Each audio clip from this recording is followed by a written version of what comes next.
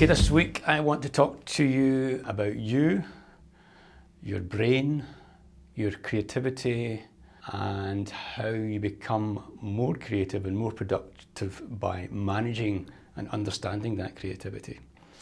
On the course itself, lecture 27 talks about your brain, and it talks about how creativity operates within your brain, and I'm not going to cover it all, but there's this idea of these three different systems, one of which produces the idea, another evaluates the idea, and another system switches back and forward between these things, and it's called the creativity loop. And that all came from some research I did into creativity in the brain. I wanted to learn a wee bit about that so I could put it on the course. And I discovered all sorts of things which I think are relevant to you and your creativity, which is one, which I don't know why it surprised me, but it did, that creativity is something you can get better at through practice. For some reason in my head, I hadn't equated that creativity is a skill which you could learn the same way as you could learn any other skill. And you could improve in the same way as you improve by practice.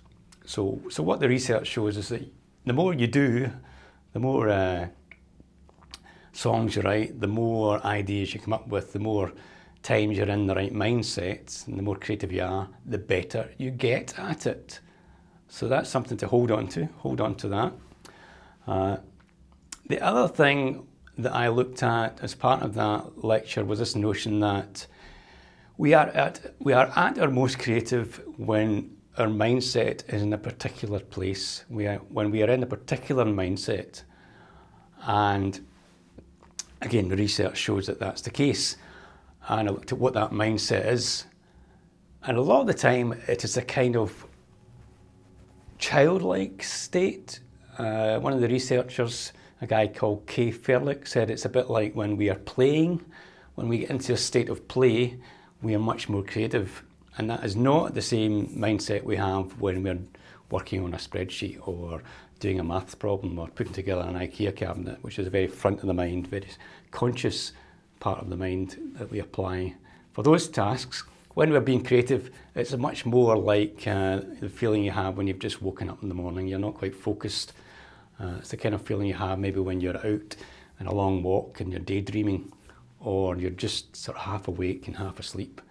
It's a particular state which happens to be the most creative state for a lot of people, or certainly what the research shows is the most creative state. So as part of that short lecture, I also looked at, well, how do we get into that state of mind? And although there are some people who can be creative anywhere at the drop of a hat, for most of us, we have to kind of work our way into it.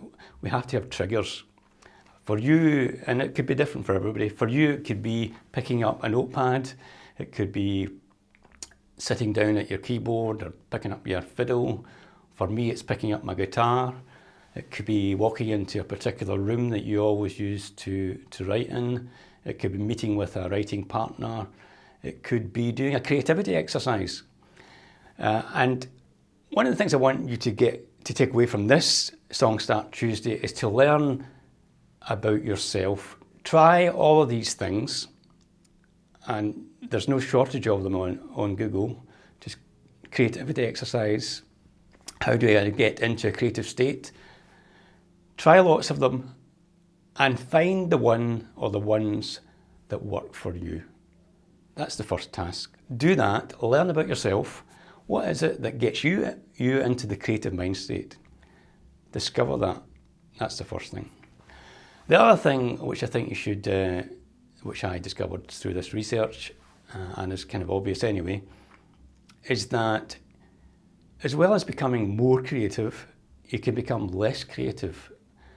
If you are living a very stressful lifestyle and you're not getting around to doing your songwriting or whatever it is, whatever creative thing you do, you actually become less creative over time because you're not doing it, and stress itself makes you less creative.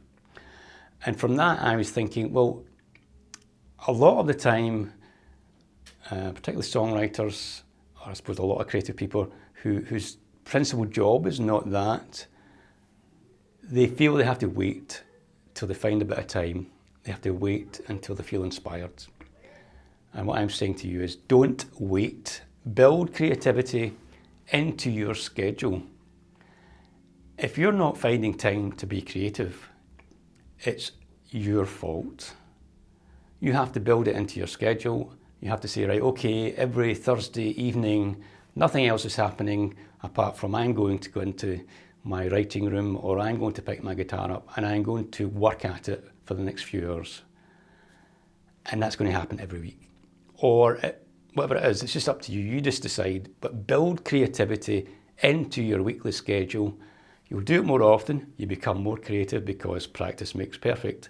And you'll write more songs and you'll write better songs because, again, practice makes perfect. So that's the Song Start Tuesday for you today. Nothing to do with music itself, all about you. Build creativity into your schedule.